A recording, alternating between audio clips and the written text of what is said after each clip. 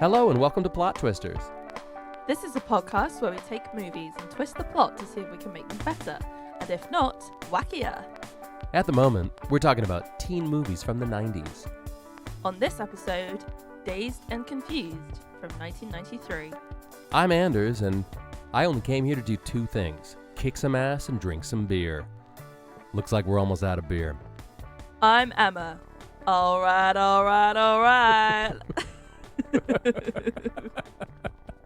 You know what I like about high school girls? I get older, they stay the same age.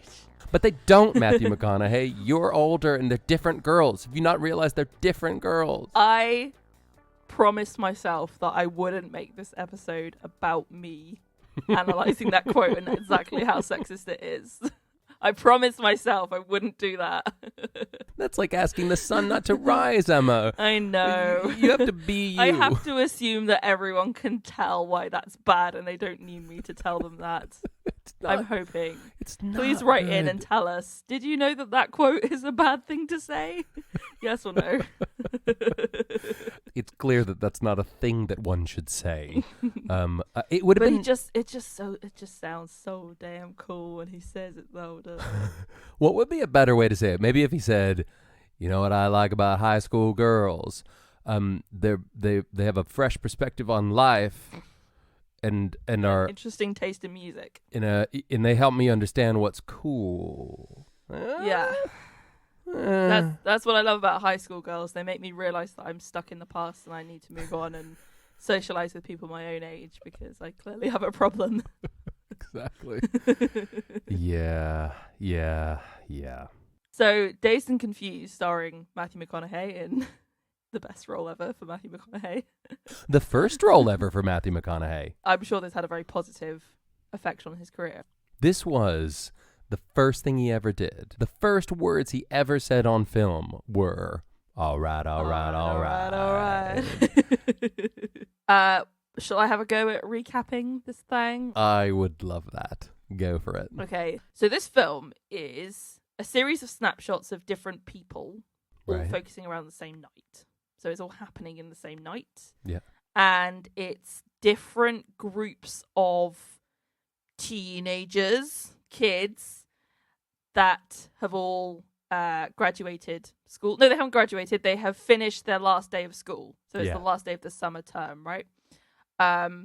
We have some kids from junior high, which is middle school. Yeah. Is that right? They're in the 8th grade. They're about to be freshmen in high school.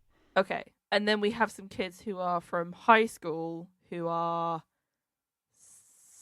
sophomores? No, the juniors. They're about to be seniors.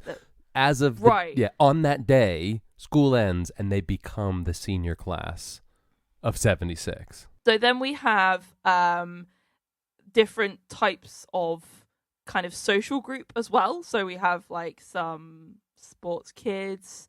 We have some more nerdy kids. We have the kids who love weed. They love weed so much. Love weed. They just love it so much.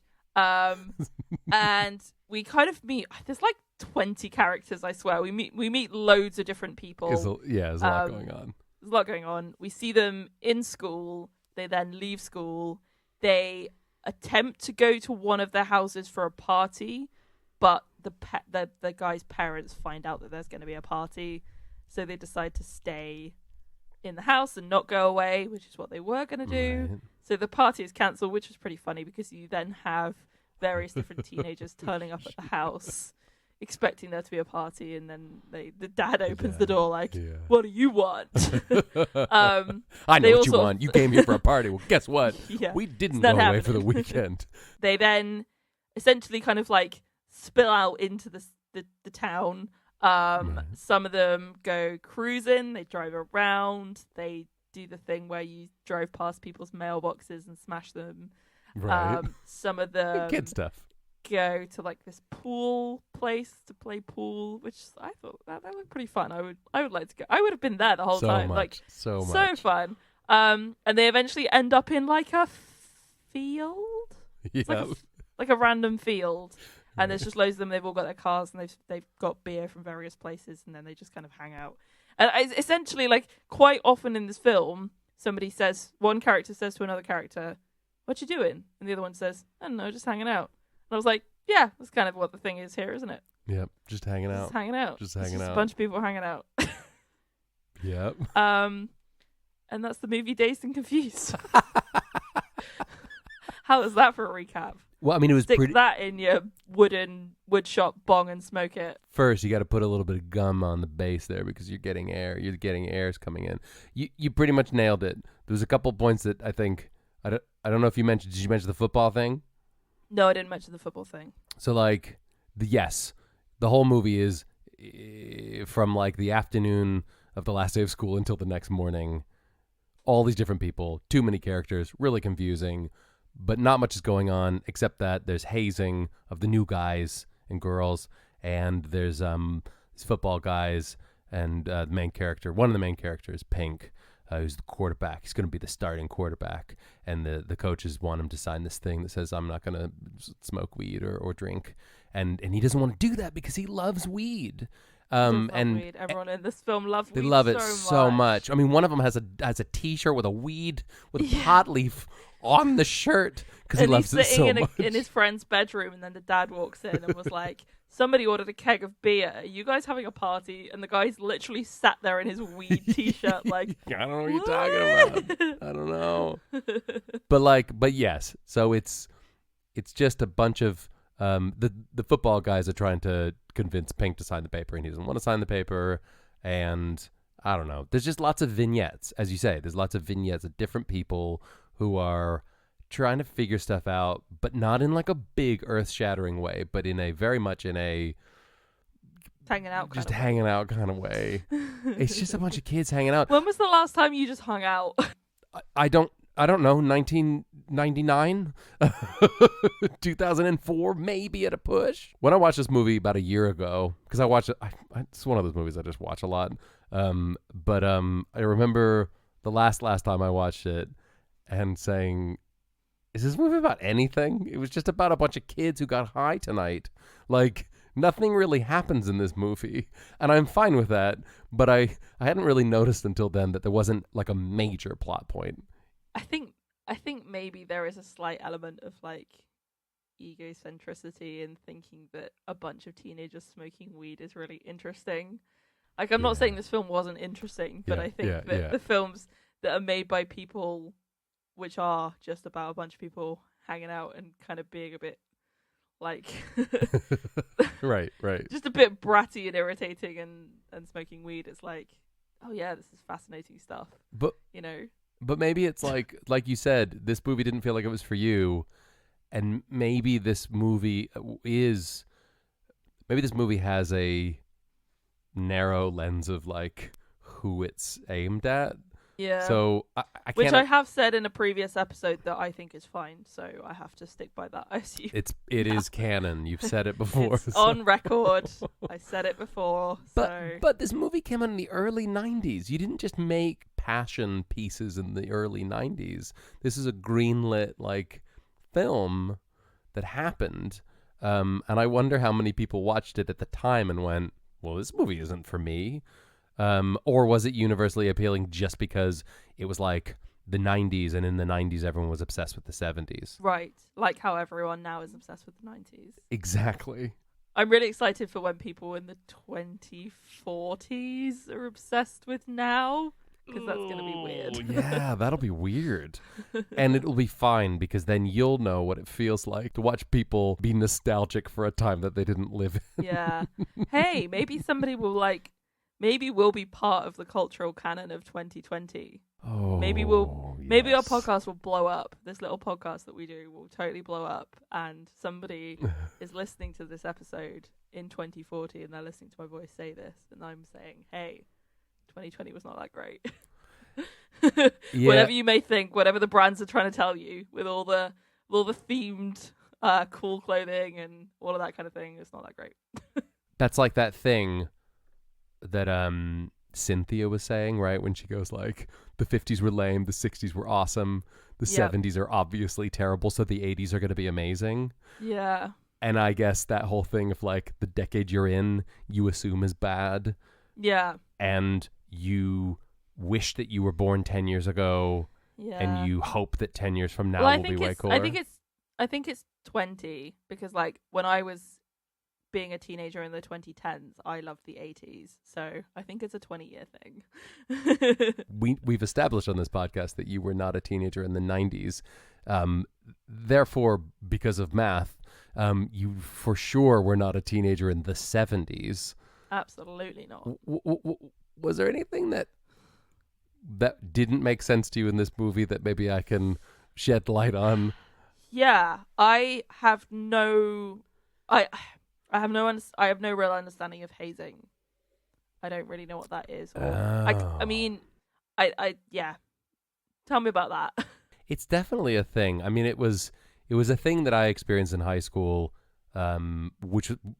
Oh, you were like head bully, right? Surely. I was clearly. You were the one. Yes, yeah, yes, clearly. yes, you were the one rounding everyone up and handing out the bats. Obviously, I was head bully and handing out the bats. Me, the guy who was in the drama club and who was the senior song leader, was also head bully.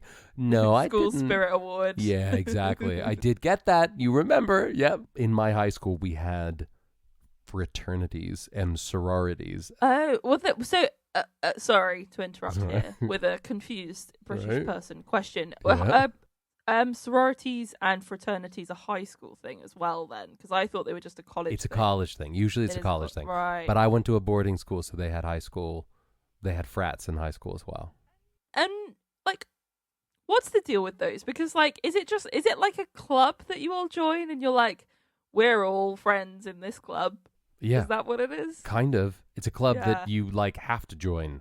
So you just do it because that's what everybody does. And then as freshmen, you have to pledge into this club, and there's all this hazing, and they make you do embarrassing things. It's not fun.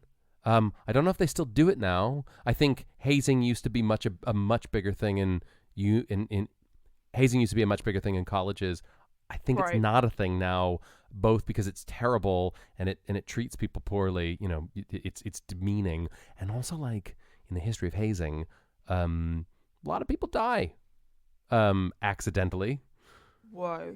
Really? Yeah, Really? Yes. Whoa. I mean, I shouldn't I'm laugh. not surprised, but I'm also like, people let that be a thing? Wow.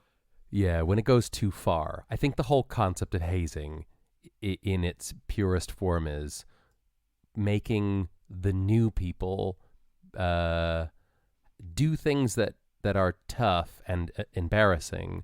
Is it like putting them in their place kind of thing? Yeah. Like, yeah. you're just scum and we're the big tough guys and we're older than you. Yeah. Setting up people really well for sort of like the wider world, right?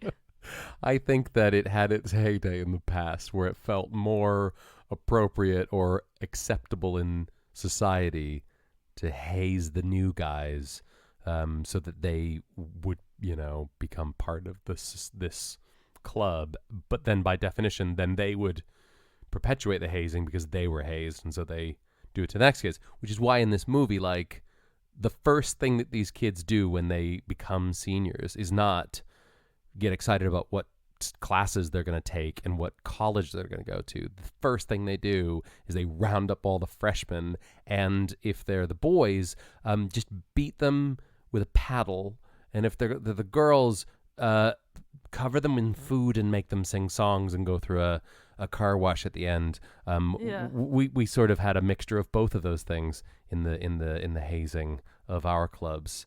But it's definitely not a thing now, and I think it partially is because especially in colleges, people accidentally die sometimes. Yeah, Like they'll make them stand on a roof or whatever blindfolded, or make them drink in excess, or other things that will eventually cause them to potentially be accident prone.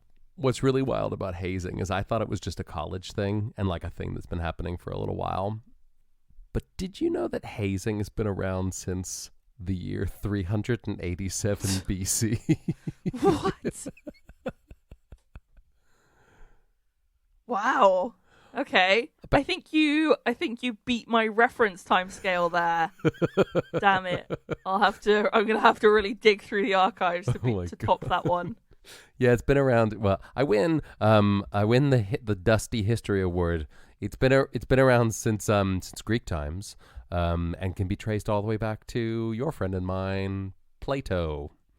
Yeah. But apparently, in the founding of Plato's school, back in 387 BC, hazing was like a common thing. They called it penalism, and penalism means it's a system of mild oppression and torment practiced upon first-year students. Wow. Because I mean, aren't the fraternities and stuff often called like Greek? Yes, they are. Something Greek life, Greek culture, something like that. Well, they usually use Greek letters. So like in my high school, right? I pledged into the Sigma Delta Pi. And there were a couple of other clubs as well that were all Greek letters. I guess that's why, because of Greek times. I know about that because of Legally Blonde. Exactly.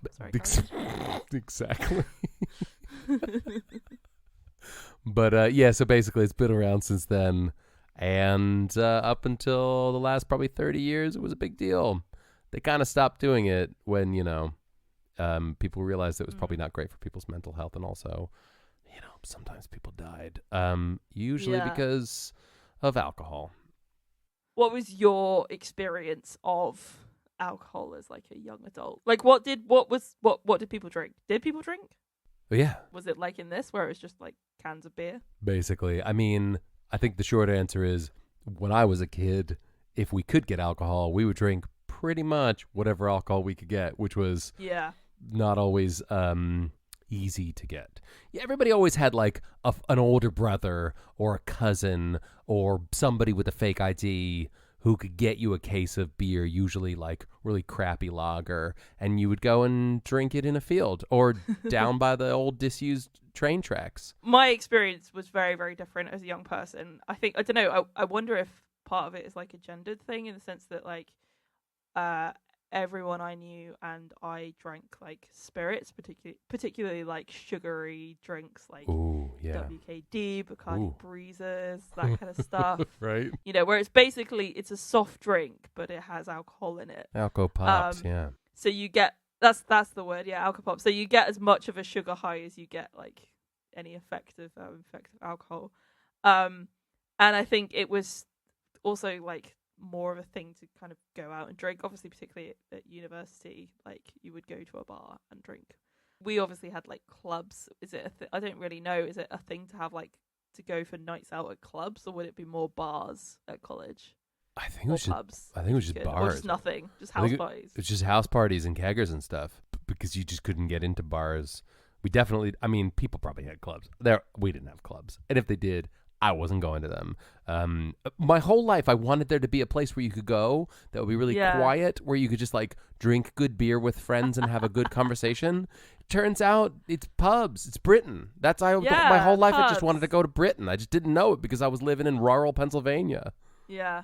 It's so funny. I think that there's like a pretty big culture around like clubbing and going for nights out at clubs in the UK. Partly because there are people who are young enough to actually enjoy that, like to go out until 4 a.m.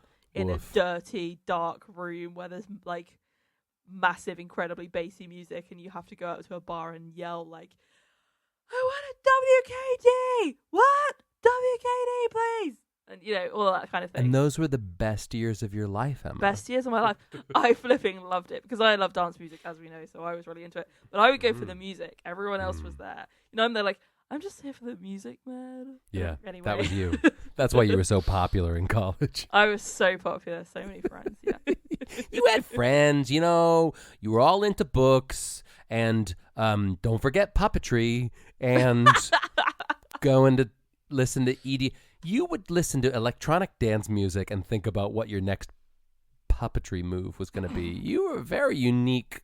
You had a very unique education. Let's go back to the film itself. Oh yeah. Oh wait, what are we talking about? Dazed and Confused. Oh yeah, I've seen that movie. All right. What were your observations about how this like film was, like how the script was like structured? Okay, so again, a bit like Can't Hardly Wait. Closed time, closed-ish space. And same with it's a Empire pretty- Records, right? It happened Pretty over small time one frame, yeah. day. And I actually really, I hadn't realized that, but like movies that I really like, many of them happen to be over exactly one day. Yeah. So I really liked that element of it. And watching it for this podcast, I really kind of clocked onto the fact that it starts at about 3:00 in the afternoon on the last day of school, and it ends at 9 a.m. the next day. So you like films which capture a snapshot in time? I think we can so. Conclude. That sounds much smarter than the way I said it. Let's go with that. Well, I'm very smart.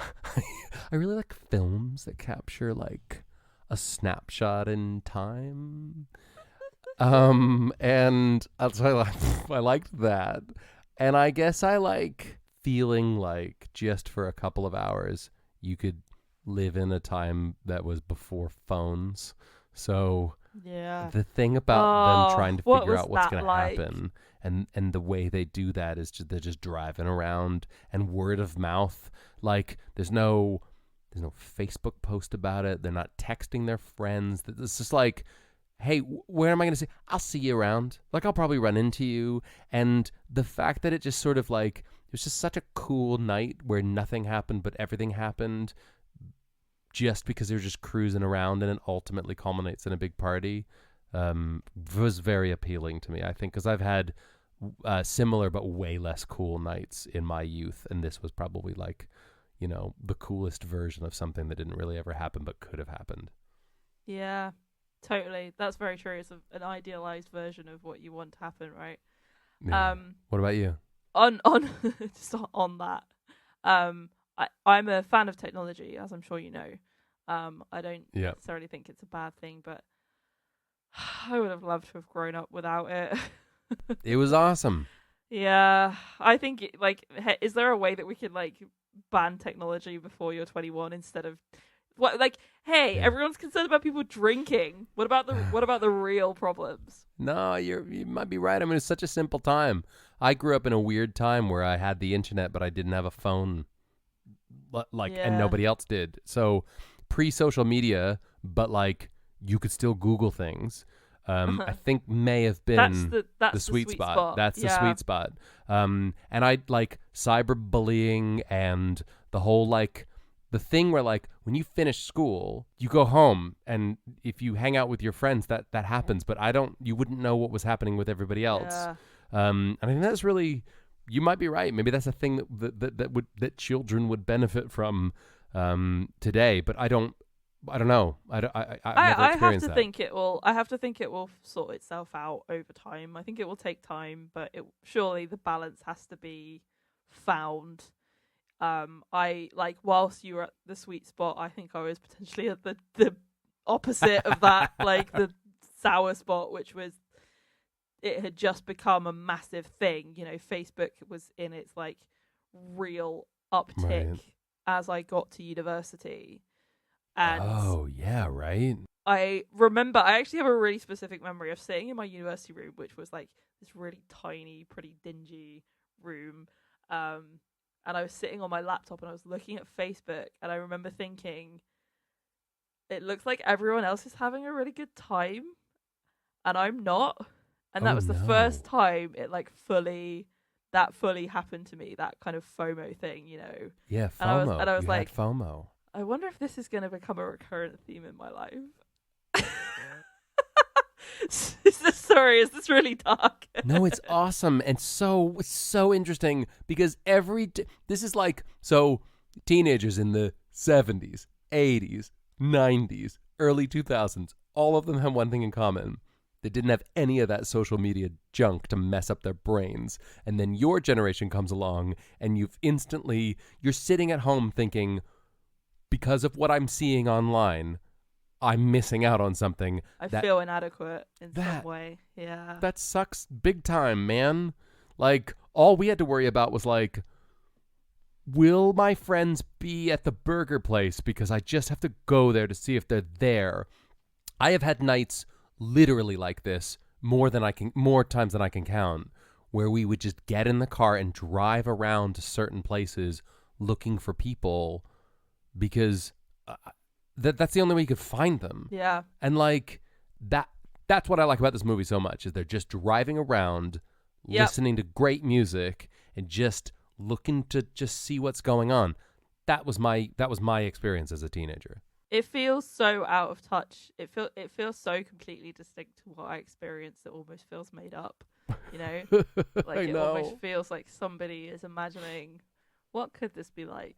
But, yeah, I don't know. Maybe I'm just speaking from my experience. I'm sure I'm not the only person my age or younger to have wondered what it was like to grow up without Facebook and phones and stuff. Yeah, I really don't think like all technology and social media is terrible. I think it has a lot of uses and benefits. Sure, I enjoy it, but yeah, I really hope it works itself out and there's a better balance over time for young people. I hope so too. I mean, it probably will be fine. It'll all be fine, right? Everything will be fine. It'll be fine. Hey, everything will be fine. There's one thing I've learned in my life, is that everything will be fine. Back to the film again. Right. Dazed and Confused. Yeah, Dazed that and movie with Ben Confused. Affleck. I remember that movie. Yeah. Matthew McConaughey. All right. Right. We're back. So it's interesting, these sorts of films that are, like you say, like a snapshot, and they're kind of, it's an ensemble cast, so you have loads of different characters that are coming in. Right. I think there are stuff about these kinds of films that really work. I think also like Richard Linklater, like a lot of his films. I don't know if you've seen many of his other films. I don't think I've seen any of his other movies. Okay, have you seen School of Rock? Oh, I've seen that. Yeah. Did he do that? Yeah. If you wanna be the teacher's pet, baby, you better forget it. Rock got no reason. Rock got no rhyme. You better give me the school on time. Right? I've seen that movie, right? And the legend of the Wren was way hardcore. No, you're not hardcore. He directed School of Rock, yes. That rules. A lot of his films have a theme. Like, he also did this film called like Boyhood, Before Midnight. There's often a theme of almost like meditating on the passing of time and capturing time and snapshots and that kind of thing. So I think this film is definitely in that vein. I think it's a really cool thing to do. It's just not my thing, I think. Like, again, you know, we're saying maybe you like films which are snapshots of time. I think I kind of don't. I think I prefer a film which has a nice, solid main character, and we see their journey and their development, because what really interests me is character development. You know, how do people change? How are people affected by things? Right. Like, some of my favorite TV shows like Mad Men and Breaking Bad and all of that kind of thing are sort of incredibly long form explorations of one person's character. Yeah. And that's what really gets me. And there just isn't time in this sort of a film to really develop anyone. Yeah. All you really get is, this is what this person is like right now in this time, which, like I said, has a benefit. It's just not for me.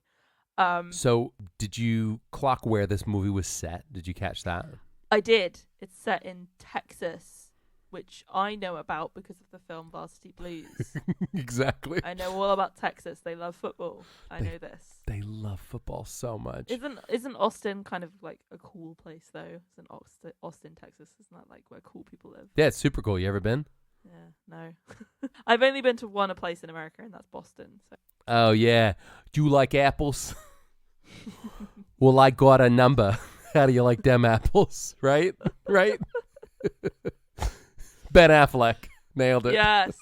Good tie-in. Did you so you said you were right. At the end of the movie, they go and they drink in some field. But they weren't in just some field. They were in a very specific place. Did you catch where they went? Something about a moon tower? Yes. They went to the moon tower. So I don't know what this is. Is it a thing? It's Is a it thing. Is it like a little tower that you climb up so that you can, and you take your telescope up there and you view the moon? You were the right at moon? tower, and then you were wrong when you said Aw. telescope. I just thought that was a really nice idea. Like, well, we just built these little places for people to go and look at the stars. But moonlight towers are quite a like common sight in America. I think mostly in the Midwest and the South, in the sort of turn of the 19th to 20th century, sort of like 1890s. It was a big thing, and they were sort of the precursor to streetlights. Oh, okay. So it's just a big light. It's like a big light. It's a super big, super tall light that would light up several city blocks. Wow. And so they had them all over America. I don't think they had them in Pennsylvania, or if they did, that they were gone way before I was around. But they definitely had them in, and still have them in Texas. And in Austin, Texas, they have the most that are still around. There's 14 of these in Austin, still in sort of, still standing. And they are huge, tall towers that light up, a couple of blocks. And they're now protected as like, almost like an historical thing. Yeah. And so when they say, let's go and have a party at the Moon Tower, they're literally going to a place in Austin, Texas, in a field under a big, like, street light, basically. Yeah. That's a good name for a bar as well, the Moon Tower. The Moon Tower. Come there on down. Surely to the there's Moon a Tower. bar in Texas somewhere, or some state called the Moon Tower. There That'd be probably is. I mean, there's a band Yeah. called the Moon Towers, That's cool. apparently. I'm going to see if there's a bar called the Moon Tower. What do you think, the Moon Tower Bar? Yeah. Do you know what I would call it if I had a bar? What? The space bar. 'Cause computers. Because computers, but also space. Get it? It's a double. It means two things, and I like that. Smart. There's a there's a bar in Osaka called the Moon Tower. Yeah. And there's a Moon Tower bar in Pennsylvania apparently as well. Yeah. Dude, you should go. Let's go. Let's all go. Let's all go. That'll be our first meetup. That'll be our first official podcast meetup. It's happening. It's in, gosh, yes. Let's all go to a suburb of Scranton, Pennsylvania, right? To the Moon Tower Bar and Grill in Archibald, Pennsylvania. Their banner picture is the picture from this movie. Amazing. That's so good. It's the picture of Matthew McConaughey and the other dudes right after he says, "That's what I amazing. like about high school girls." That's so funny. That's so good. funny. I love it. Well done, guys. We get your reference. Yeah, we understand you, and now Yes. I'm following them on Facebook now. Do it. Hey, Moon Tower, if you listen to this, we like your aesthetic. If you'd like to know more about the Moon Tower Bar and Grill in Archibald, Pennsylvania, so they got some specials on this week. Do you want to hear what the specials are? Yeah, sure. This is relevant. To This our is relevant. Podcast. Yeah. Chicken noodle soup, spicy ranch dry rub wings, fine, Okay. right? Something called a dumpster burger, Ooh.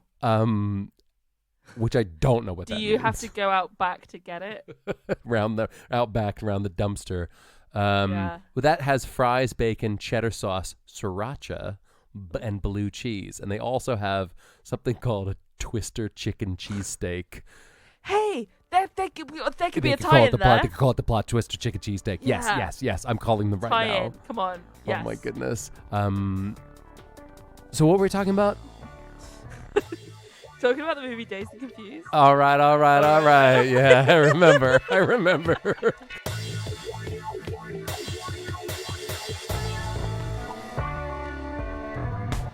Hello. Are you having a hard time understanding social media?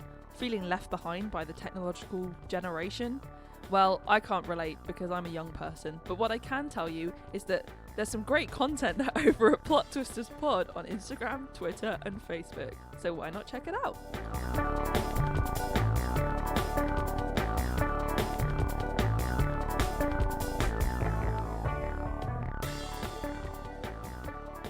So I had an idea. Essentially, as I said, I generally tend to like films which are more character focused and more about one person changing and developing and stuff. Yeah. I was thinking we could basically pick one of these people and flesh their life out a little bit more. I love that so much. You know who I was quite interested in? It was your favourite actress in this film. Parker Posey? Yeah. You want to talk about Parker Posey? Uh-huh. Yes. Yeah. Yes. So her character was called Darla. She was one of the ones who I found really interesting in this film. So I'd like to talk about her. Dude, let's make a movie about Darla. I'm so in. And, like, not just because was, and probably will forever be obsessed with Parker Posey, but just because, like, what was her deal? You know? What was her deal? Okay, so Darla. I'll tell you what I liked about her. All right. She was probably one of the more familiar characters to me in this film from my experience, because I went to a school with a lot of sporty young women who like to be in charge, like the bit where she's almost forcing the kids to do like drills, like that kind of air raids. Yeah. That's it. Yeah, felt kind of similar to something I might have experienced. That's her character. She is the one who really holds on to the whole pledging thing throughout. She obviously likes to have a good time. She could be written as mean, but I don't know that she is. Like, you know the bit where... So her two key scenes are her ordering all the girls to do air raids, and then later on she encounters one of those girls on the back of a van, and she tells her to do it again, and the girl says no. Yeah. She gets annoyed, and she's also really drunk, and she falls over. Yeah. So that's what we're... That's what we're working with here. That's our raw material. You know, I think her character motivations, you could say that she's very much trying to... You could say she's trying to fit in. Yeah. You could say that she's from maybe a very kind of aggressive background. Like her parents are maybe aggressive to her, and she then inflicts that upon others. Yeah. You know? Here's what I'm thinking, right? So this whole movie, it introduces this thing that you just have to accept. And if you're not familiar with hazing, it might feel really like foreign, but the whole concept is like the juniors become seniors, and then it is tradition and ritual for them to haze the freshmen, right? And they talk about how it was tough when they were freshmen, but like you'll get through it. And I'm thinking about like, right? I know. I'm seeing where you're going. Right? Yeah. So let's focus on Darla, and you could go between her freshman year and her senior year. Yeah, and you could show her what happened to her when she was hazed, right? And you know, you're talking about her parents. My initial thought was maybe she comes from, you know, it's like a broken home. Maybe it's a really tough situation. Maybe she had an older sibling who was a senior when she was a junior. Yeah, and we kind of take that so there was somebody who was really kind of strong presence in her life who was involved in that ritual. So she is essentially taking out the hatred and the all suppressed that feelings from that on other kids. Yeah, no, totally. I'm with you on that. Maybe the older sister moved away right after senior year and hasn't been in contact with the family. And so she's got this sort of like emotional sort of like detachment to her sister, who also like sort of hazed her and kind of also wants to be the older sister. So maybe she becomes friends with the freshman. But maybe she, you know, both like is trying to work through her sort of past, but also she's being mean. You mean the girl who she picks on? Yeah. Yeah. So there needs to be some redemptive arc for her there with that girl. Okay. No, I love this. How about so Matthew McConaughey's character, I don't know if it's said who is 100% still in this film, because he's 100% still in this movie. Best thing about it. So he's older. Is it said exactly how much older he is? I would say, no, it isn't, but I would say he's at least 4 years older. Cool. Great. Perfect. Okay. So her older sister was the queen bee. Sure. Yeah.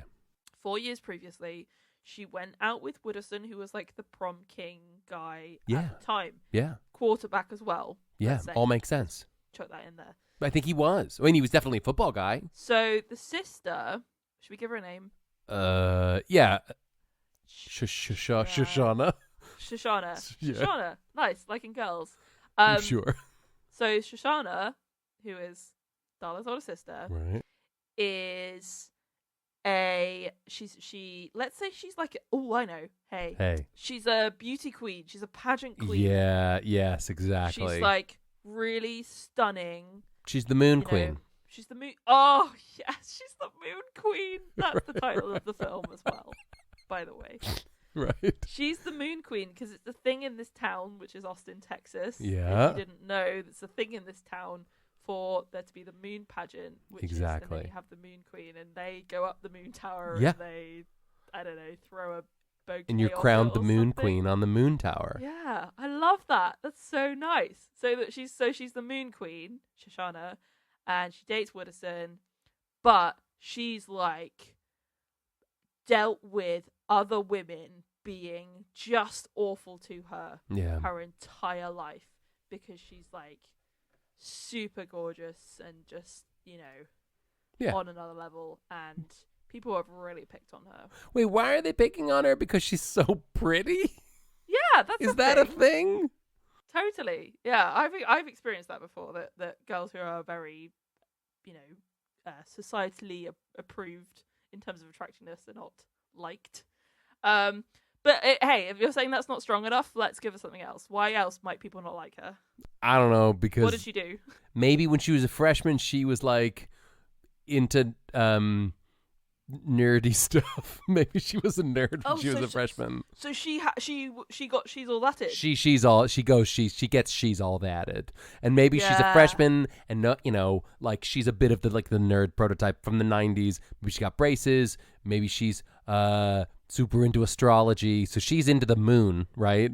Whilst her sister's becoming the moon queen, but she still pledges because she has to, because that's what happens, and she spends the next 3 years in high school betraying her own inner her and becoming super popular to try to become like her sister, but really she wants to get out her telescope and look at the moon. Okay, so you're saying that Darla is the one who's secretly nerdy. Yes. So she's all thatted. She was really into science and astrology, and she wanted to be an astronaut, I guess. Sure. Yeah, absolutely. 70s, that was a thing, wasn't it? Was that Definitely. Yeah, so she really wanted to be an astronaut, but her sister is this like very shallow beauty queen, moon queen. Yeah. And she's got a clique of friends, and they're all bitches. They're really mean to her. And so then so we need something to motivate Darla to decide to change and hide herself and bury her sciencey nature. Well, she is hazed, right? And her sister says, this school's going to eat you alive, and if you don't change who you are, you're never going to make it. And she wants to fit in so badly that she follows the path of Shoshana and changes her whole deal. Maybe Shoshana, she's all that's her. Is that possible? No. Could Matthew McConaughey, she's all that's her? Well, I was just thinking maybe that, but I think I like the idea of Matthew McConaughey, Wooderson coming back into this film. So the plot of this film is exactly the same. Right, in the universe that we've created. This is like a parallel story to this. So he comes back. There's a scene that we don't see, which is Darla going up to Wooderson and being like, oh, hey, you're that loser guy that my sister used to date. Weren't you like the prom king or something? What are you doing here still hanging out at the high school? Because what happened was Wooderson and Shoshana broke up because Shoshana, I guess, went to college, or maybe she moved to the big city to become a model, and then it was terrible, and so they broke up. Maybe Shoshana comes back as a failed she's failed at being a model. She comes back to Austin. She's not spoken to her sister in a couple of years because... Well, I mean, Darla ended up hating her. Yeah, exactly. Because she was so mean to her. Yeah. Maybe Darla... Maybe the reason she hates her is that, like, maybe Shoshana, like, literally takes her telescope and throws it on the ground and breaks it and goes, "You can't be like this. You need to not be a nerd." And she's like, "But I love space so much." And Shoshana's like, "Not anymore. Not anymore. You love fashion and being mean to girls." And she goes, "I guess." Darla, I'm the moon queen, and let me tell you, you're never going to space. You're never going to space. The best Because you can be is moon queen. There's a nice theme there, which is moons and space. Yeah. I love that. Yeah, exactly. And I don't know, maybe. So Shoshana comes back. She's realized that she's actually lost her way, and should have been nicer to her sister. And so she is in deep contemplation. So what does she do? She goes up to the moon tower that night and climbs to the top of the moon tower and is just sort of looking out across the city going, why was I so mean to my family? Can I go back? I'm so embarrassed. I don't know how to go back home. But then the party at the moon tower happens, and they're all there. And maybe Darla climbs up the moon tower also because, that's just a thing that kids do. And then all of a sudden there's her sister, and they have a big, wonderful sort of like, just hash it out. It out. And wouldn't it be nice if they just... Yeah, exactly. And they, have a joint decision to bong. And maybe they decide so that they reconcile. And it would be really nice if there was a telescope up there because why not? Yeah, sure. Maybe Darla used to sneak up there as a kid and use her telescope to look at the moon from the moon tower. Yeah, I like that. That was the thing I like said earlier. Yeah, See, I'm moon tying from the moon. it in. Yeah, moon. That. Yep. And maybe when Shoshana comes home, it's gone really badly. Maybe she met some really awful people when she moved to, I guess, LA or something. Probably. It doesn't, or New York, one of the two. And so everyone was awful, and they were all like, "You're a Southern, hick or whatever." Yeah. Is that a thing that people totally in New York would hate Southerners? Right. Totally. New really York horrible. City, right? Yeah. That's a reference. Yeah, they wouldn't like because she's from the South, probably. Sure. Yeah. So they're all really horrible to her. She comes back home.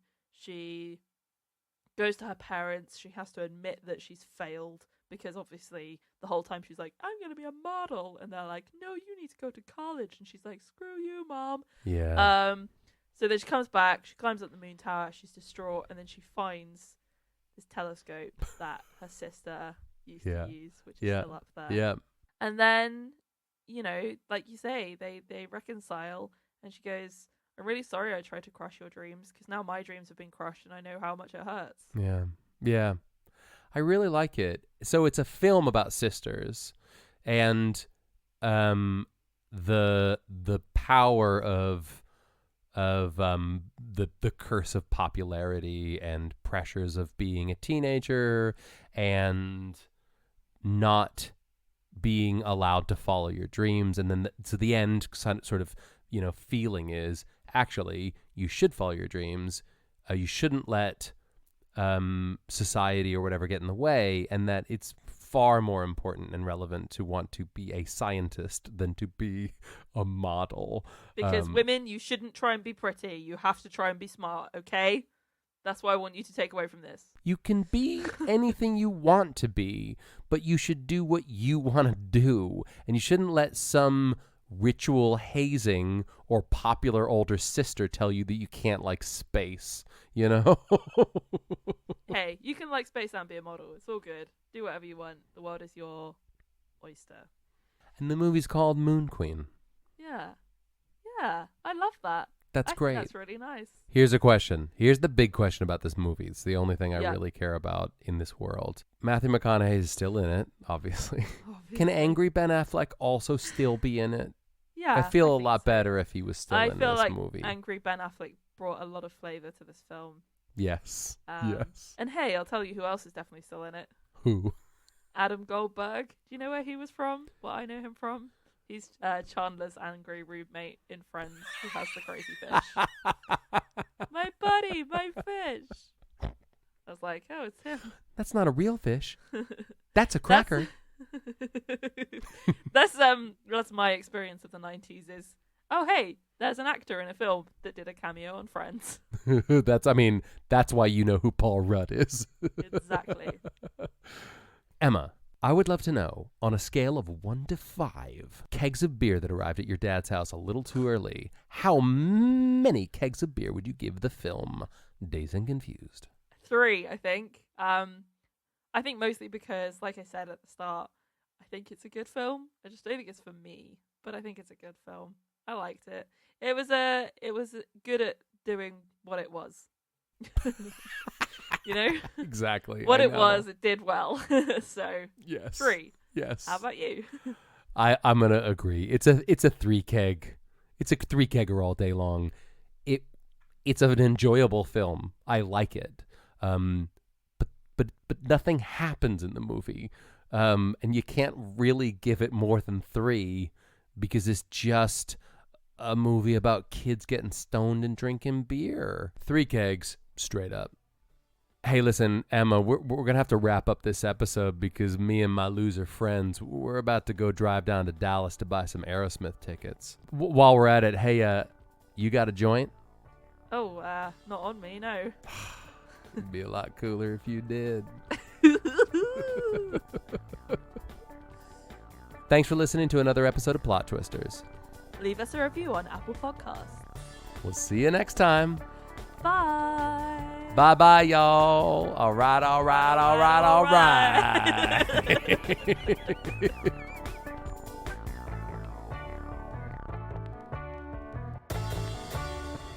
and they do pickle fries and funnel cake and corn dogs. Oh, my God. We need to go there right now. We can't because coronavirus.